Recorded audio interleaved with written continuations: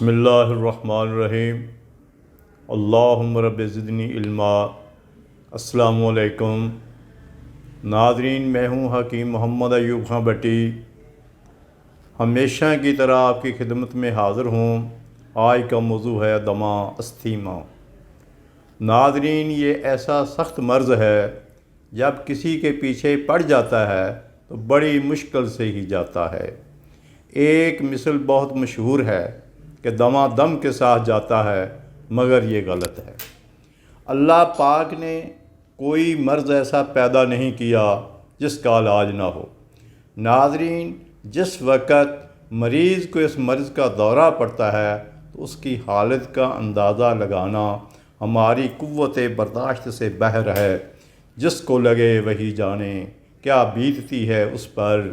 ناظرین، دمے کا مریض کبھی کھانستے بیٹھتا ہے، کبھی لیٹتا ہے، کبھی اٹھ کر سینے کو آگے جھکا کر سانس لینے کی کوشش کرتا ہے، کبھی اوندا لیٹ کر اپنی جان کو عذاب سے چھڑانا چاہتا ہے۔ مریض سانس کی تنگی کی وجہ سے جان کنی کی سی تکلیف میں مبتلا ہوتا ہے۔ ناظرین، اللہ یہ مرض کسی دشمن کو بھی نہ لگائے۔ ناظرین، یہ مرض سگریٹ نوشی، نشہ آور ادویات کا استعمال، دھول، مٹی، ہوائی آلودگی اور الرجی سے ہوتا ہے۔ ناظرین، بلغم سانس کی نالیوں میں جم جاتا ہے، پھیپھڑوں کی رفتار تیز ہو جاتی ہے، پیٹ میں ہوا بھر جاتی ہے، سانس لینا مشکل ہو جاتا ہے، چلنے پھرنے سے دشواری ہوتی ہے۔ ناظرین، نبض کی رفتار بھی تیز ہو جاتی ہے، دل دھڑکنے لگتا ہے، گردوں میں سوزش ہو جاتی ہے، پیشاب سفید اور زیادہ آتا ہے۔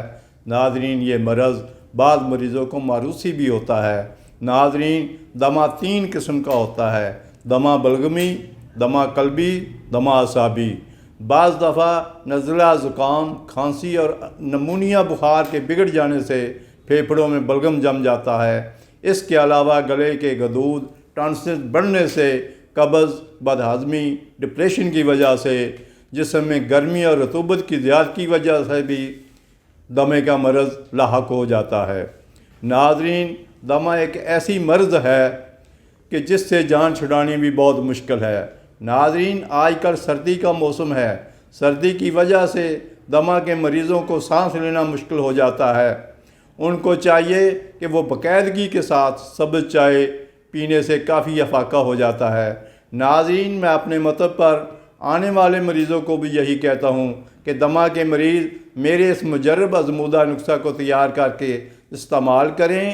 انشاءاللہ العزیز ان کو بہت جلد فائدہ ہوگا، صحت یاب ہوں گے، مرض دمہ سے نجات ہوگی انشاءاللہ العزیز۔ ناظرین، نسخہ ملاحظہ فرمائیں: سفید پیاز 1 پاؤ، مویز منقع 40 دانے، خشک انجیر 70 گرام، 19واں 20 گرام، شہد آدھا کلو۔ پیاز کو باریک تراشیں اور دوسری ادویات کے ساتھ رات کو پانی میں بھگو دیں۔ پانی کم از کم 3 پاؤ ہونا چاہیے۔ صبح آگ پر جوش دیں، جب وہ گل جائیں تو تقریباً پانی آدھا رہ جائے گا، چھان لیں، پھر اس میں شہد ملا کر پھر دوبارہ آگ پر رکھیں۔ جب پانی خشک ہو جائے، صرف شہد ہی باقی رہ جائے، یہ شہد 1 تولہ روزانہ چاٹتے رہیں۔ اس سے ابتدا میں قے تو ضرور آتی ہے، مگر گھبرانا نہیں۔ انشاءاللہ العزیز دمہ کے مریض کو بہت جلد فائدہ ہوگا، اور اس کے ساتھ یہ بھی استعمال کریں تو انشاءاللہ العزیز دمہ کے مریض کے لیے سونے پر سہاگا ہوگا۔